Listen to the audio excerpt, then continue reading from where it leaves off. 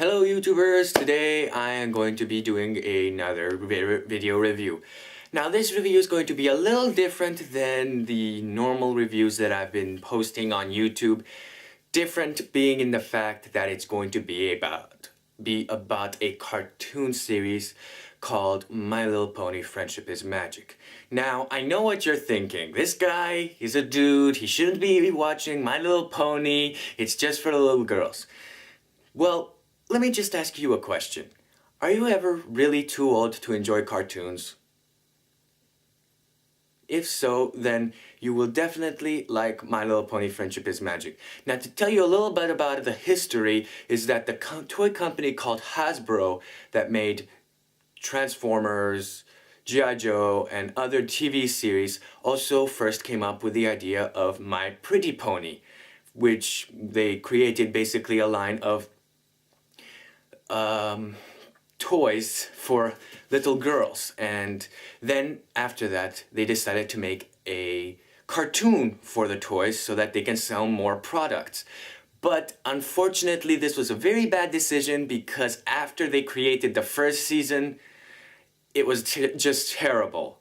I mean, I didn't personally see any of the clips or episodes of the previous seasons of My Little Pony, but I can definitely tell from what I've seen on YouTube that it was a very terrible season. And what made it worse is that after the first season was a complete failure, the second season was even worse.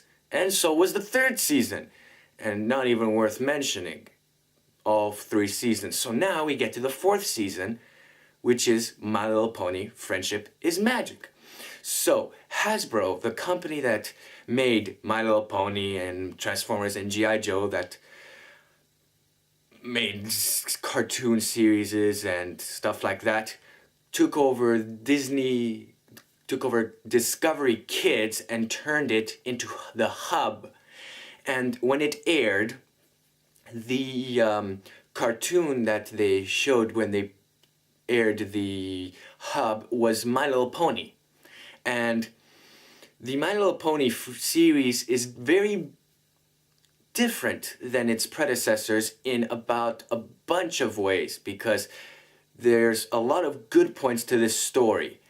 And if you ever had someone ask you to watch My Little Pony or said, I watch My Little Ponies and I love My Little Pony Friendship is Magic and I love it, and you thought, okay, I'll check it out, and then you go to YouTube and then you find the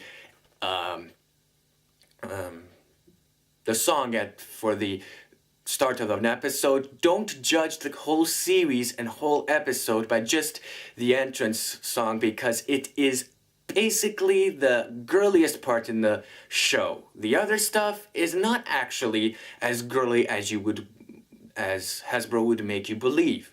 Now, to get to the series revolves around 6 main ponies.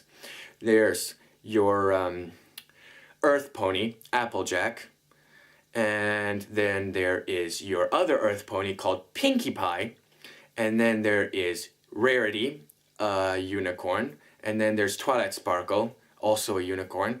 There's a Pegasus named Fluttershy, and another Pegasus called Rainbow Dash. Now, I know you're also thinking, this guy's also crazy for liking My Little Pony, and he also memorized all the names of the main 6 characters. Yes, you're right, I'm kind of crazy if you think so, but the series is more interesting than you would think because it is not actually a children's show at all. I mean, yes, it is funny and children can watch it, but it's not as girly as you would think. Now, to tell you that you might want to give the show a shot if I told you that the person who created the My Little Pony Friendship is Magic series is called Lauren Faust. And you might recognize her for her creating the Iron Giant, Foster's Home for Imaginary Friends, and the Powerpuff Girls, which I also found that when I went back in the Powerpuff Girls series and watched a few episodes when I'm grown up, you know, I'm bigger now, I found a few hidden meaning jokes in the series, and it's interesting how she actually incorporated those hidden meanings and hidden jokes in a children's series. And also, as I said, the animation in all of these series that she made is very good. The My Little Pony, the Iron Giant, the Foster's Home for Imaginary Friends, and the Powerpuff Girls are all very good. And now, getting back to the My Little Pony Friendship is Magic, the show, you should really give a shot for it because it also is very good for teaching lessons, because at every episode the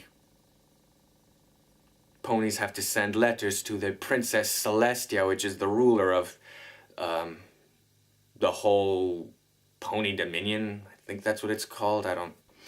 Well, where Twilight Sparkle lives is called Ponyville, but I guess you can call the whole world Equestria or something like that.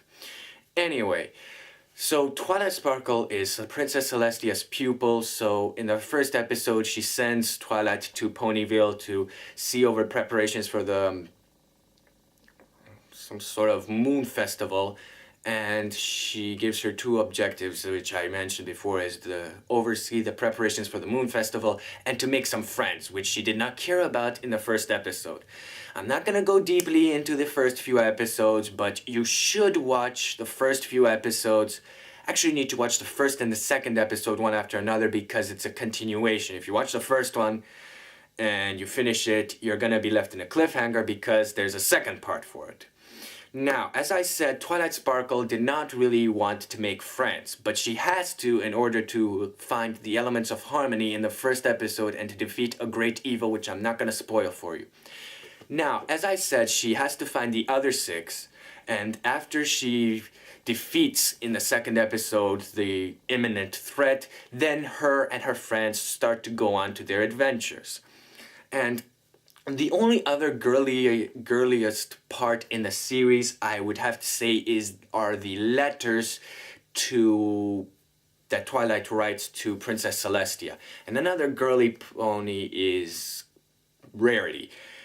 I guess Hasbro was kind of had to put in a girly pony in the series, so they made Rarity. Now,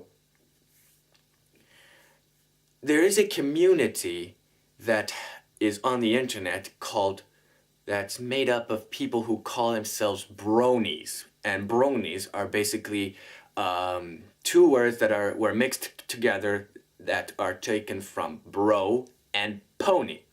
So the people who call themselves bronies are men, grown-up men, that actually like and watch My Little Pony. And in case you didn't know, I am a brony. And in case you are concerned that being a brony means that you are having to be homosexual or bisexual, don't worry, you can be straight and be a brony. I looked it up on Google. So if you are straight and you are a brony, if you want to be a brony and you're straight, then you don't need to worry, all right? So, as I was saying, the brony community got so big that a guy who ran a site called Equestria Daily, where he took in certain pictures and fan-made pictures and videos and stuff, ran it from his house on his computer when it started out. And the first few days, it got over 1 million hits.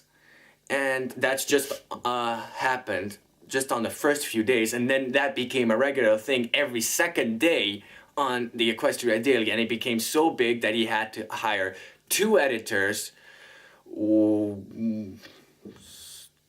2 computer artists, and a bunch of My Little Pony fans to come in and read the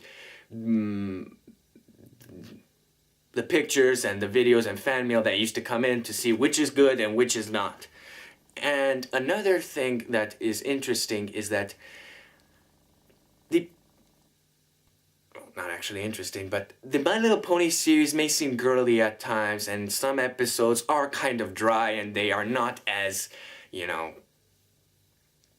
interesting as you would want them to be, but there are some episodes which are very good for a laugh. And another thing that you should try to do if you are planning to watch this series after you see my review is to watch it with an open mind. Because if you are like me, then you will definitely like it, because it's not as bad as it is made out to be. So, yeah, give it a shot and you might actually like it. So, if you watch it and you want to become a brony, then you're a brony, man. So, I hope this video was helped you to not hate on My Little Pony, and I'll see you on the next review.